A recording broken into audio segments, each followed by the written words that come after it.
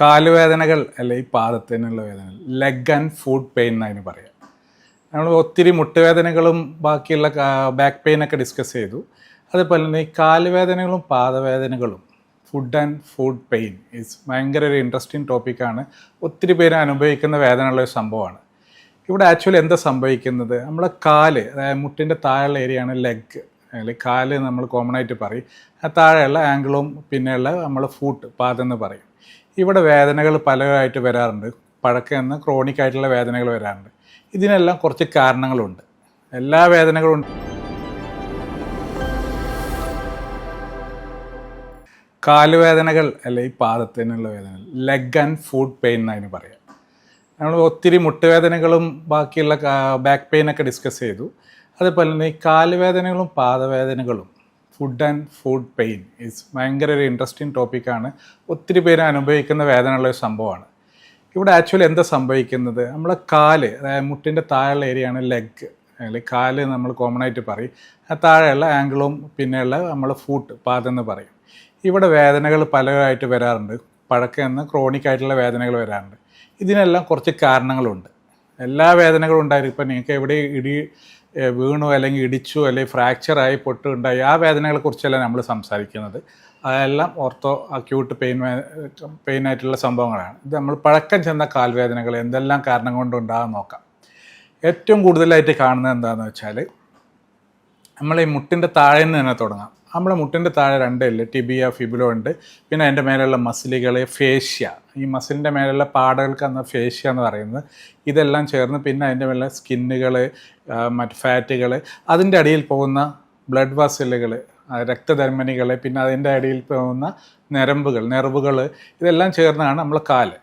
ഈ കാലിലോട്ട് കൂടുതലായിട്ട് പെയിൻ വരുന്നത് ഫസ്റ്റ് നമുക്ക് ഉള്ളിൽ നിന്ന് തുടങ്ങാം. ബോൺ പെയിൻ വരാം. അതായത് എന്തെങ്കിലും പൊട്ടലുണ്ടായ അത് ബോൺ പെയിൻ നമുക്ക് എക്സ്റേയിലെല്ലാം കാണാം. അത് അതിൻ്റെ ചികിത്സയായിട്ട് പോകണം. പക്ഷേ കുറേ കാലമായിട്ടുള്ള വേദനകൾക്ക് മറ്റ് പല കാരണങ്ങളും, വേദനകൾ എല്ലിലായിട്ടും കൂടുതൽ മസിലുകൾക്ക് അല്ലെങ്കിൽ അതിലൂടെ ഞരമ്പുകൾക്ക് അവിടെ ടൈറ്റ് ആവുക അല്ലെങ്കിൽ എൻട്രാപ്മെൻറ്റ് എന്നൊക്കെ പറയും. അതായത് അതിലൂടെ പോകുന്ന പെറോണിയൽ നെർവ്, അതേപോലെയുള്ള കോമൺ പെറോണിയൽ നെർവ്, ഇങ്ങനത്തെ കാര്യങ്ങളൊക്കെ അതൊക്കെ ആ ബോണിൻ്റെയും മസിലിൻ്റെ അടിയിലൂടെ പോകുന്ന ഞരമ്പുകൾ അവിടെയും ടൈറ്റ് ആവില്ല, ജാം ആയാലും ആ ഏരിയയിലൊക്കെ കടച്ചിൽ വേദന ഉണ്ടാകാറുണ്ട്. പിന്നെ ഉള്ളത് നമ്മുടെ കാലിൻ്റെ ബാക്ക് സൈഡിലുള്ള ഹാംസ്ട്രിങ് മസിലുകൾക്ക് ഇതെല്ലാം അവിടെ സാധാരണ ക്രാമ്പ്, നമുക്ക് കാല് വലിച്ചു പിടിക്കുക, ഇതെല്ലാം ഭയങ്കര കോമൺ ആണ്. അതിനെല്ലാം പല കാരണങ്ങളുണ്ട്. ചിലപ്പോൾ നമ്മുടെ എന്തെങ്കിലും കുറേ നേരം ഓടിയാൽ കാൽ വേദന ഉണ്ടാകാം, അല്ലെങ്കിൽ എവിടെ ഇടിച്ചാൽ വേദന ഉണ്ടാകും. ഇതിനൊക്കെ പല ടൈപ്പ് വേദനകളുണ്ടാകും. എല്ലാ വേദനയും ഒരുപോലെ. ചില കടച്ചിൽ, അതായത് കടച്ചിൽ ഒരേ ഏരിയയിൽ ഒരു കാലിൻ്റെ ഒരു സൈഡിൽ മാത്രം കടച്ചിലുണ്ട്. അതിന് പ്രത്യേകിച്ച് ന്യൂറോപ്പതിക് പെയിൻ അല്ലെങ്കിൽ മേലെ നിന്നുള്ള വേദന. നമ്മളെ കാല്, നമുക്ക് ഇപ്പോൾ ഒരു വൃക്ഷം, ഒരു ട്രീ, ഒരു മാവ് നമ്മളെ ബോഡീനെ സങ്കല്പിക്കുക, അതിൻ്റെ ഒരു ബ്രാഞ്ച് അല്ലെങ്കിൽ ഒരു കൊമ്പാണ് നമ്മൾ കാല് എന്നൊക്കെ പറയുന്നത്.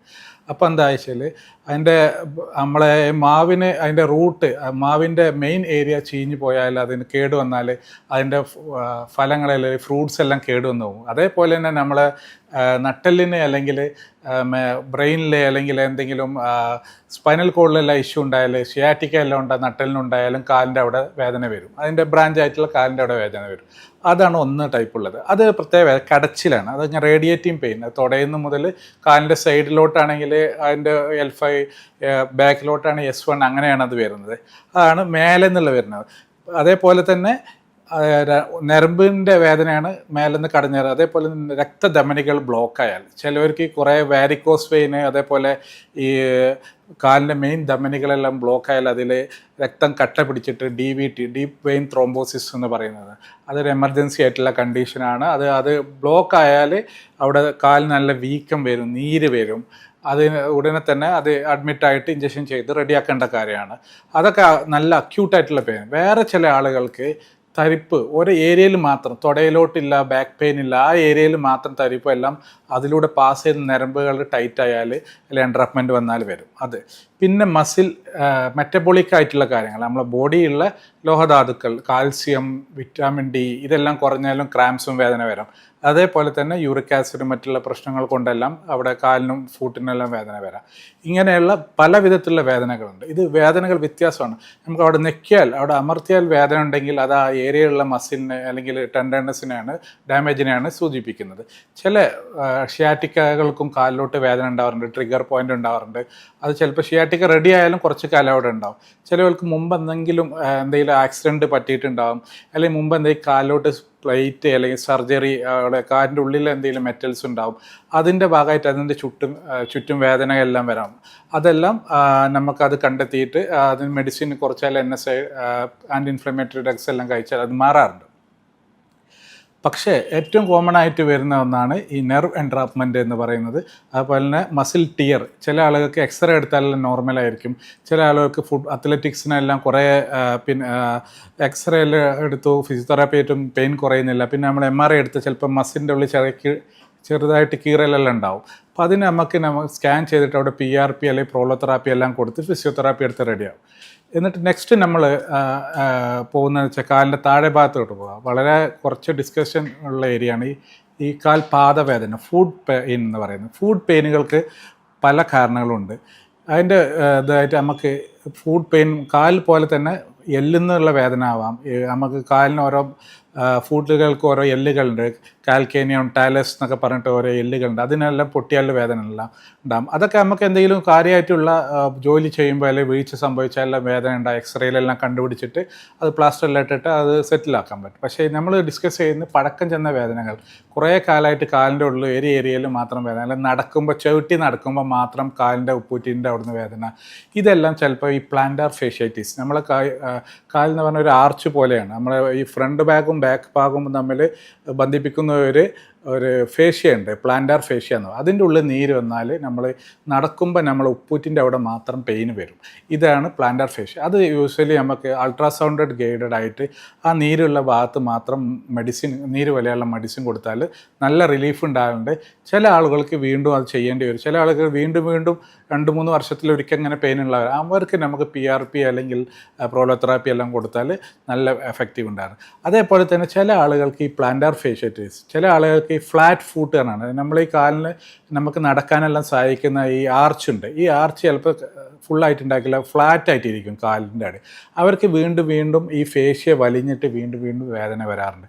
അപ്പോൾ അതിനെല്ലാം PRP, അതേപോലെ തന്നെ അവരുടെ കാലിന് പറ്റിയ എർഗണോമിക്കലായിട്ടുള്ള അവരുടെ അനാട്ടമിക് ഷേപ്പിനുള്ള ചെരുപ്പ് ഉപയോഗിക്കേണ്ടതായിട്ടും റീഹാബിലിറ്റേഷൻ ചെയ്യേണ്ടതായിട്ടും വരാറുണ്ട്. അതാണ് പ്ലാന്റാർ ഫേഷ്യാറ്റിസ് എന്ന് പറയുന്നത്. വേറെ കുറേ റയറായിട്ടുള്ള കാര്യങ്ങൾ എന്താ വെച്ചാൽ സബ്ടാലാർ ആർത്രൈറ്റിസ്, അല്ലെങ്കിൽ നമ്മളെ ഈ കാലിൻ്റെ ഉള്ളിൽ കുറേ എല്ലുകളുണ്ട്. അത് ഒറ്റ എല്ലല്ല, ഓരോ വിരലിലോട്ടും പോകുന്ന ഓരോ എല്ലുകളുണ്ട്. ഒരു ബാമ്പ് പോലെ, മുള പോലെയുള്ള എല്ലുകളാണ് സ്ട്രെയിറ്റ് ആയിട്ട് പോകുന്നത്.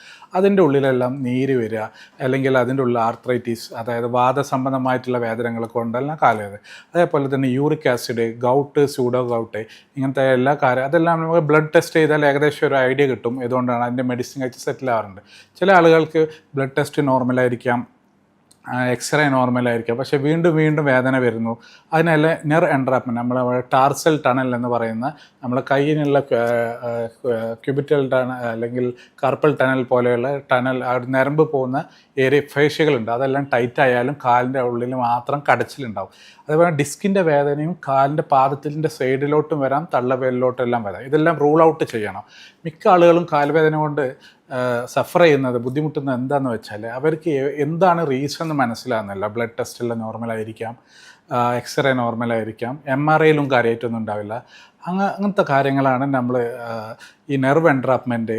അത് നമുക്ക് റൂൾ ഔട്ട് ചെയ്യാൻ പറ്റും. അങ്ങനെ നമുക്ക് ടെസ്റ്റ് ചെയ്യാൻ പറ്റും. നമുക്ക് ഹാർട്ടിനെല്ലാം ECG എടുക്കുന്ന പോലെ തന്നെ നമുക്ക് nerve conduction study of the lower limb, അല്ലെങ്കിൽ കാലിൻ്റെ ഓരോ ലീഡ് വെച്ചിട്ട് ഹാർട്ടിന് ECG പോലെ കാലിൻ്റെ ഞരമ്പുകൾക്ക് എവിടെയും ബ്ലോക്ക് ഉണ്ടോ, നെർവ് എവിടെയെങ്കിലും ഇഷ്യൂ ഉണ്ടോ, ട്രാപ്പ് ചെയ്തിട്ടുണ്ടോ എന്ന് ഇതാക്കാം. അതെല്ലാം കണ്ടുപിടിക്കാൻ പറ്റും. അപ്പോൾ നമുക്ക് അതിൽ കറക്റ്റായിട്ട് മെൻഷൻ ചെയ്ത് എവിടെയാണ് ഏത് ഞരമ്പാണ് ബ്ലോക്ക് ആയിരിക്കുന്നത്, ആ ഞരമ്പ് നമുക്ക് അൾട്രാസൗണ്ട് സ്കാൻ വഴി കണ്ടുപിടിച്ചിട്ട് അതിൻ്റെ ഹൈഡ്രോ ഡിസെക്ഷൻ അല്ലെങ്കിൽ പ്രോളോതെറാപ്പി എല്ലാം ചെയ്താൽ ആ പെയിൻ പൂർണ്ണമായിട്ടും മാറുന്നതാണ്.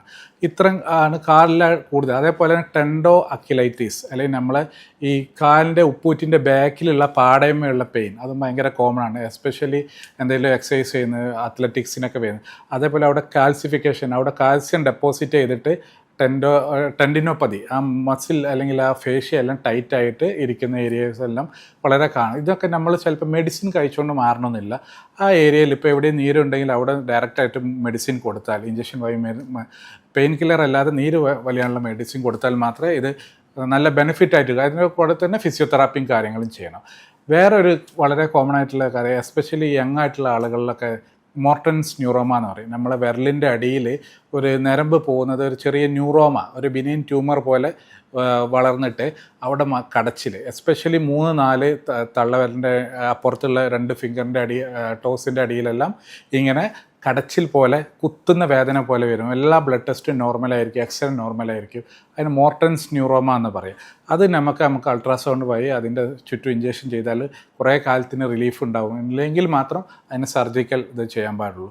അപ്പോൾ കാലിൻ്റെ വേദന അല്ലെങ്കിൽ ഫൂട്ടിൻ്റെ വേദനയിൽ നമ്മൾ മെയിനായിട്ട് ശ്രദ്ധിക്കേണ്ടത്, ഈ വേദന വരാൻ കാരണം എന്താണ്, ഇത് എക്സ്റേ എടുത്ത് നോക്കണം, എല്ലിന് എന്ത് ഇഷ്യൂ ഉണ്ടോ, പിന്നെ ബ്ലഡ് ടെസ്റ്റ് നോക്കണം, യൂറിക് ആസിഡ് റൂൾ ഔട്ട് ചെയ്യണം.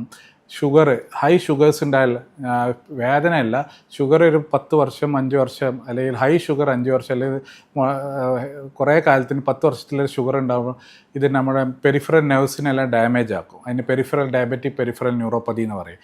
അപ്പോൾ അതിന് സെൻസേഷൻ, ആദ്യം കടച്ചിലും പുകച്ചിലും വരും. അതിൻ്റെ ശേഷം അതിൻ്റെ സെൻസേഷൻ വരാം. അത് ഷുഗർ കൊണ്ട് വരാം. ഇപ്പോൾ ഷുഗർ എല്ലാം ഓക്കെ ആണെന്ന് നോക്കണം. കാൽസ്യം കുറവുണ്ടോ അത് നോക്കണം. മഗ്നീഷ്യം, ചില സൈഡ് മഗ്നീഷ്യം കുറവുള്ളവർക്കെല്ലാം അങ്ങനെ വരാം.